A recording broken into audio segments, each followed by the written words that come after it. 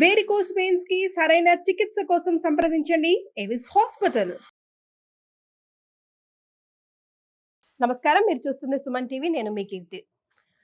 ఈ సంవత్సరం భోగి పండుగకి చాలా ప్రాముఖ్యత ఉందట. 110 సంవత్సరాల తర్వాత ఇలాంటి ఒక ముఖ్యమైన రోజు రాబోతుందట. ఎందుకు ఇంత ప్రాధాన్యత సంతరించుకుంది మనకు తెలియజేయడానికి మనతో పాటు ప్రముఖ ఆస్ట్రాలజర్ బ్రహ్మశ్రీ నందిపట్ల శ్రీహరి శర్మ గురుగారు ఉన్నారు. నమస్తే గురుగారు. వాగర్థావివ సంపృక్తౌ వాగర్థ ప్రతిపత్తయే జగతః పితరౌ వందే పార్వతీ పరమేశ్వరౌ. సదాశివసమారంభాం శంకరాచార్య మధ్యమాం అస్మదాచార్య పర్యంతం వందే గురు పరంపరాం. ఆదిత్యాయ చ సోమాయ మంగళాయ బుధాయ చ గురుశుక్ర శనిభ్యశ్చ రాహవే కేతవే నమః.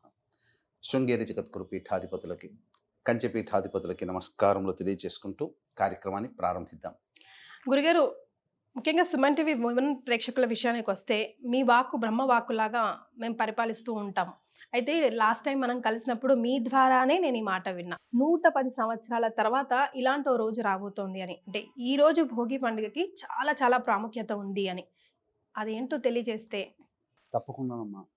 మనకు ఈ 13వ తారీఖు రోజున వస్తున్నటువంటి భోగి పండుగ ఒక గొప్ప మహత్తరమైనటువంటి పుణ్య కాలాన్ని తీసుకొని వస్తుంది. ఎందుకనంటే సహజంగా ఏదైనా పండుగ వాతావరణం కానీ ఏదైనా కానీ మన మహిళా ప్రేక్షకుల కోసం ప్రతి దాంట్లో కూడా ఒక శాస్త్రీయత మన వాళ్ళు పెట్టి ఉన్నారు.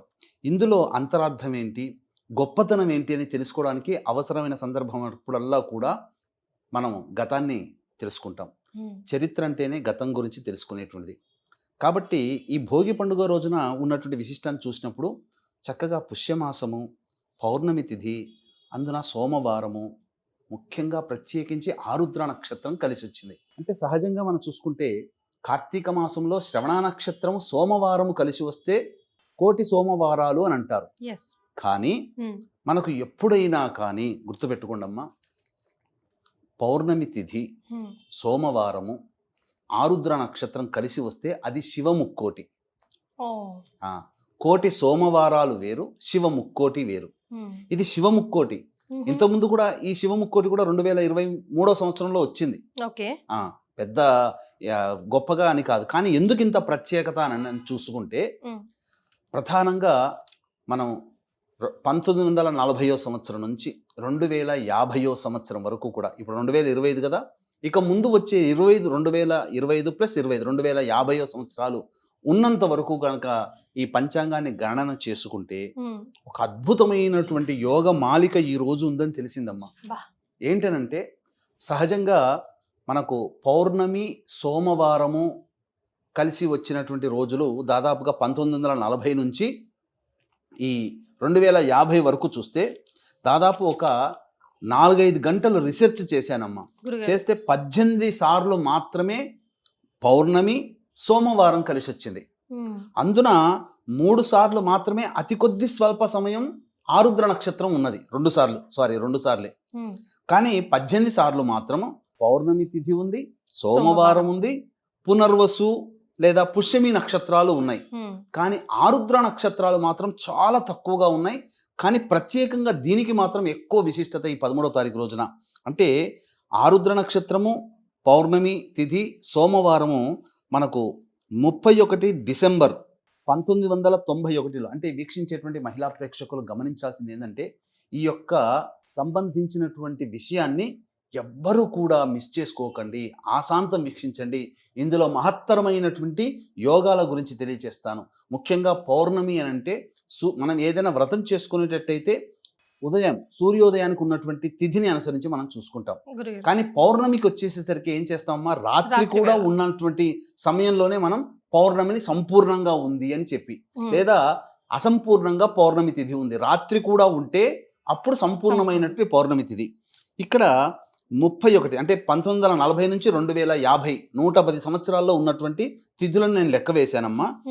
అందులో 31 డిసెంబర్ 1991లో మృగశిర నక్షత్రం ఉదయం 9:20 ఉంది.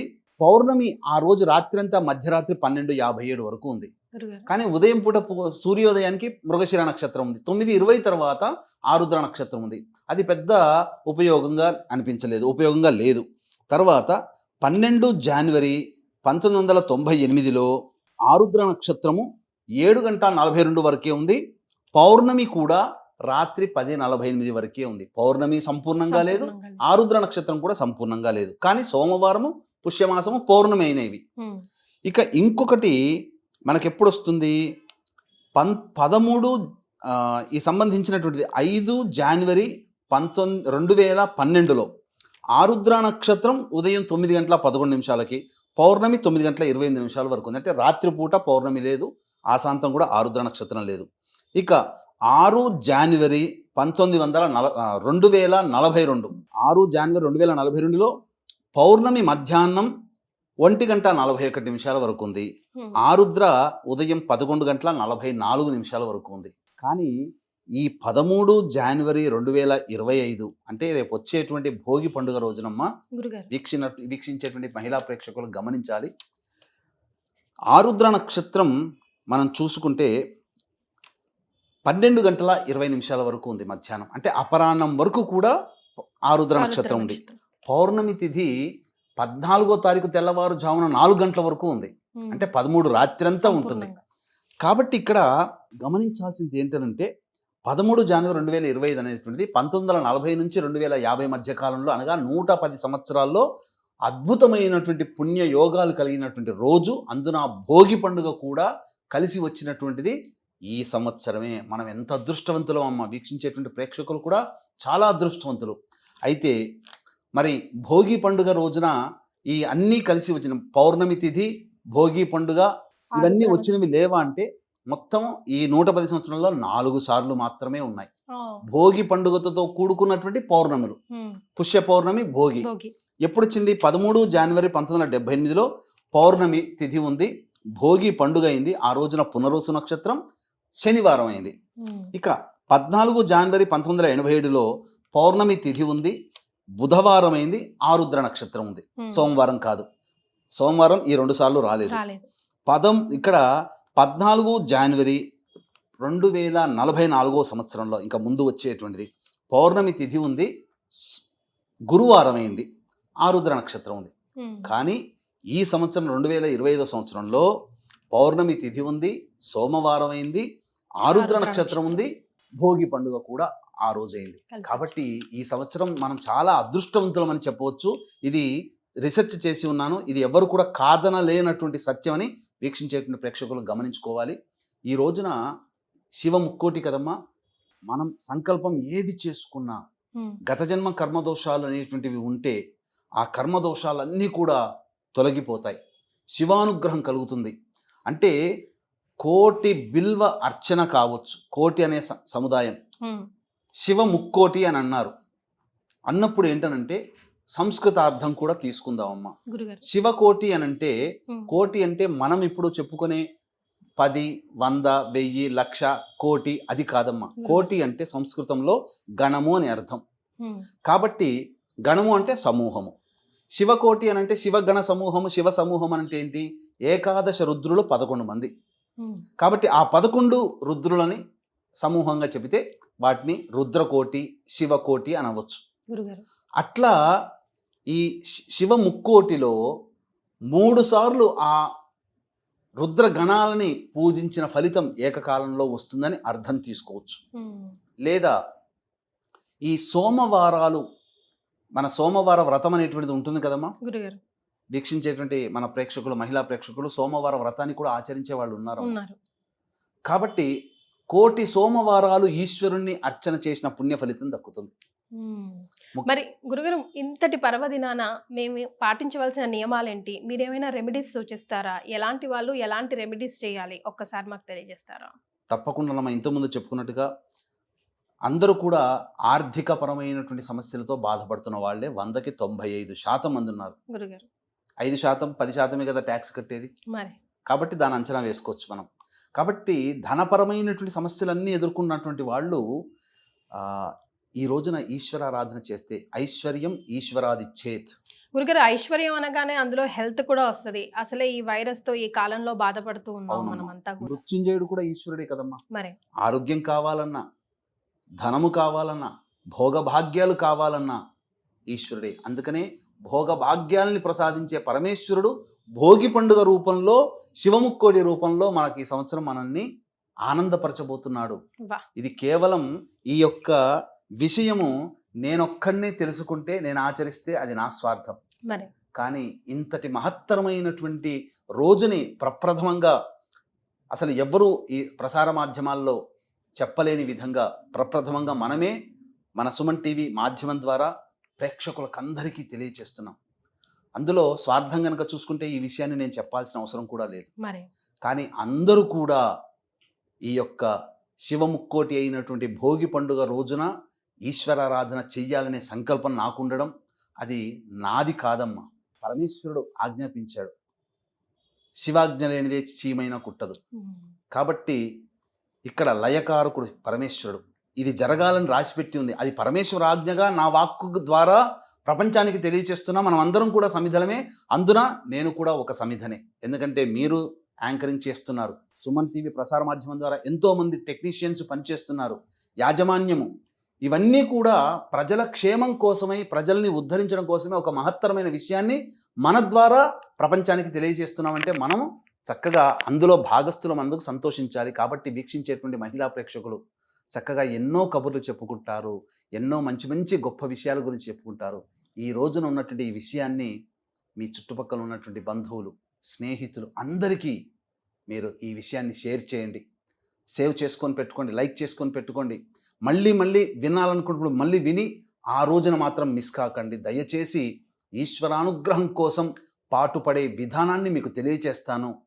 తప్పకుండా ఆ పరమేశ్వరుని యొక్క అనుగ్రహం చేత మీ సంకల్పం, మీరు, మీ భర్త, మీ పిల్లలు అందరూ, కుటుంబం అంతా కూడా ఇలా తలుచుకుంటే గ్రామము, రాజ్యము, రాష్ట్రము అంతా కూడా సుభిక్షమవుతుంది.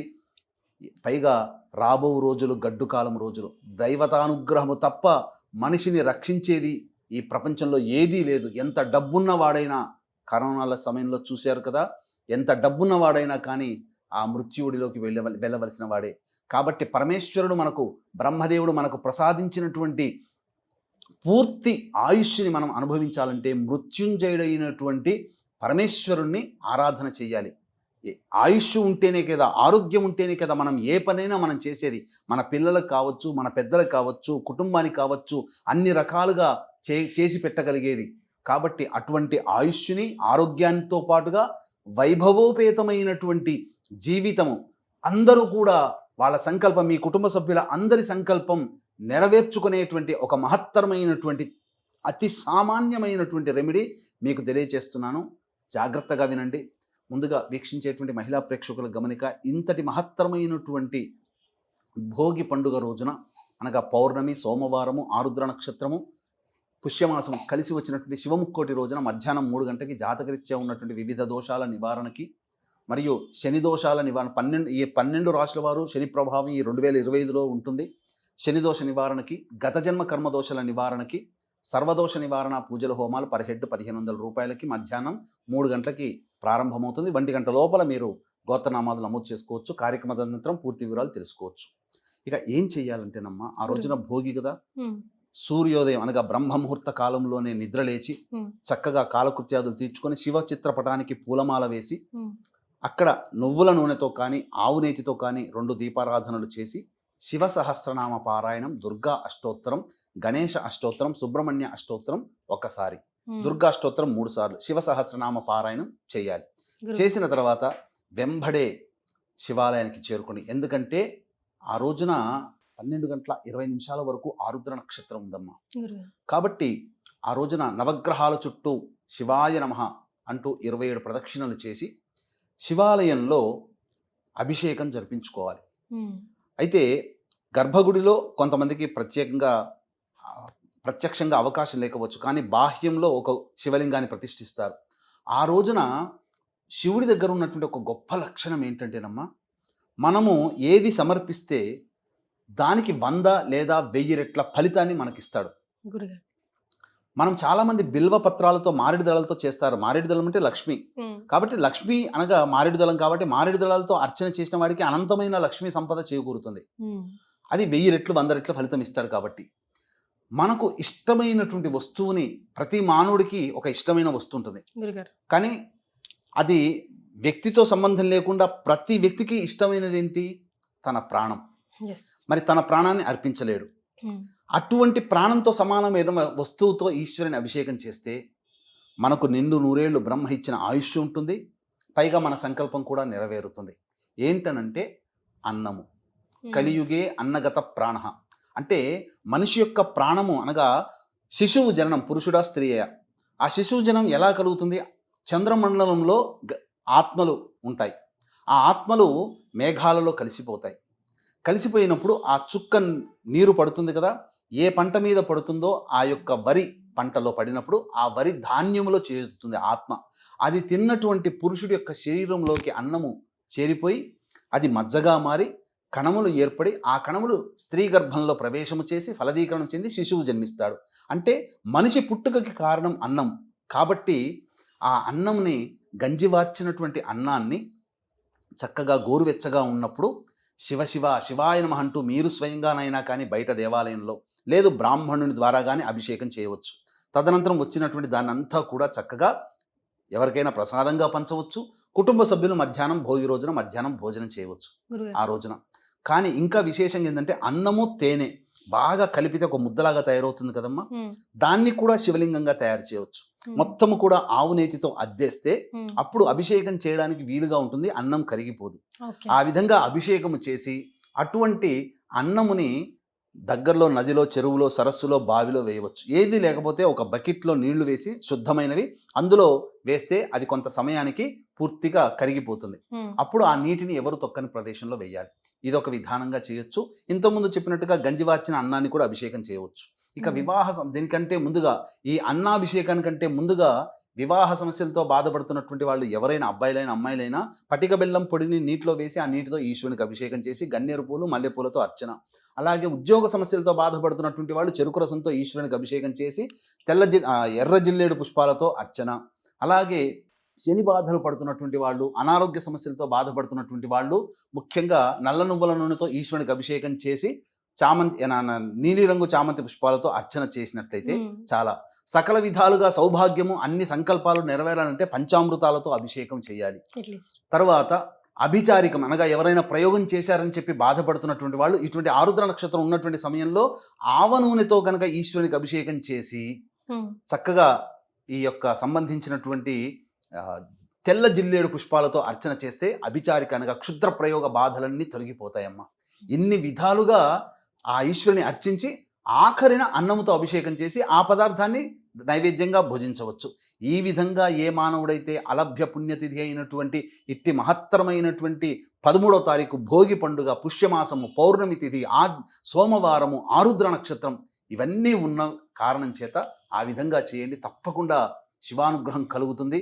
ఇంకా భగవంతుని అనుగ్రహం ఇంకా కావాలి, మంత్ర పరిహారంగా చేసుకోవాలంటే మన పీఠం ఆధ్వర్యంలో 13వ తారీఖు రోజున జరుగుతున్నటువంటి సర్వదోష నివారణ పూజల, హోమాలు, గోత్రనామాదులు నమోదు చేసుకోవచ్చమ్మా. చాలా సంతోషం గురుగారు.